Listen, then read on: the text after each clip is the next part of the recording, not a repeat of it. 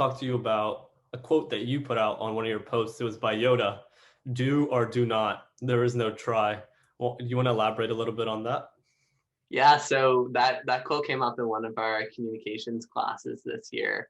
We were in breakout rooms on Zoom, and we got this quote. And I'm not a huge Star Wars fan, but that quote really resonated with me.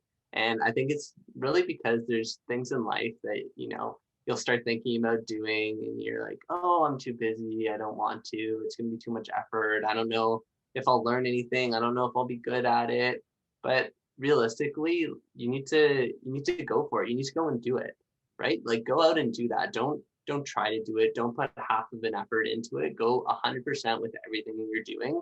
And if you think about trying something, like, go and do it, right? The worst thing that can happen if you go and join a club, or if you go and start a nonprofit, or if you go and take a course, like, absolute worst thing can happen is that you don't end up enjoying it. And now that's something that you've crossed off your list and narrowed down your path and your journey as to where you want to go next. And I think, even speaking from personal experience too, even when you have experiences or opportunities that you go and seize and that you take, and that you don't necessarily like it, maybe it doesn't go well, maybe you don't like the people you're working with, always, always, always, there's probably going to be something from that experience that you'll be able to take away as a learning opportunity. Maybe you were working in a team and you realized in yourself, hey, I don't want to work with person A because they have X personality trait. So now when I'm going to interview for jobs, I'm going to see if I see that same trait in my potential future coworkers. Or maybe I learned that when I'm managing conflict in a team, I need to take a certain approach to it to make sure that the conflict is resolved. And now I'm going to take that approach and use it in my future group projects. And even if you have a negative experience, you can still make a positive out of it, right? So I think that's really, really what it comes down to. Is there's nothing bad really that can come out of trying new things and going after it and doing it. And tying back to what I said earlier, it's learning by doing, right? If you go out there and do something, and you can learn from it and take that and leverage it for your future experiences. So, why not go after it and seize the day, right? Yeah, absolutely. And is there an example that you can share where you were at a little bit of a crossroads where, like, should I do this, should I not? And you just went for it. Yeah, I think I would probably come back to the LinkedIn example, right? So back in April, I had 400 followers on LinkedIn. I had a super basic profile. Didn't really engage on the platform a lot, and I started having it up on my browser every day. I started pouring hours and hours into it. I started posting content, and some of my friends and family said to me, why are you posting on LinkedIn? Like, it's a job searching platform. Why are you making posts on there, right? It's a waste of your time. And I really stayed true to myself, and I was like, you know what? No, I don't think it's a waste of time. I think it's really helpful.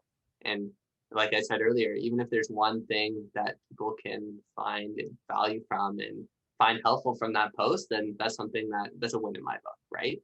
And so I was almost tempted to go the other way and listen to them and stop posting things, but I tried to find a happy medium.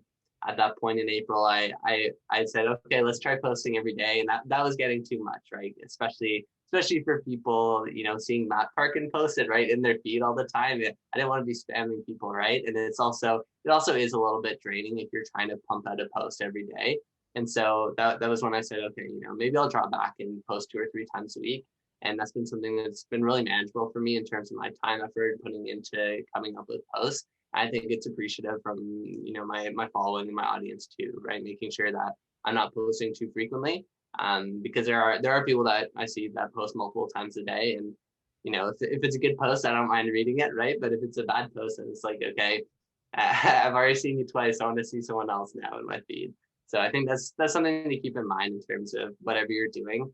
To If there's people that are telling you not to do something, really think about why they're saying that, and really think about what you believe. Because if you truly don't believe in what they're saying, then don't compromise, right? Don't go through with what they're saying. Try and find an alternative. Try and find a solution. So for me, instead of not posting, that was just scaling back my posting. In another situation, that might be you doing something else, right? Whatever the case may be, I think really just staying true to yourself and trying to figure out, why am I doing this, right? I think that really comes back to the fundamental theory of things. And if you're going into opportunities, if you're taking a course, if you're finding a job, ask yourself why you're doing it. And if you can't come up with a reason, and if you don't know why you're doing something, then maybe that's a sign for you to stop doing it.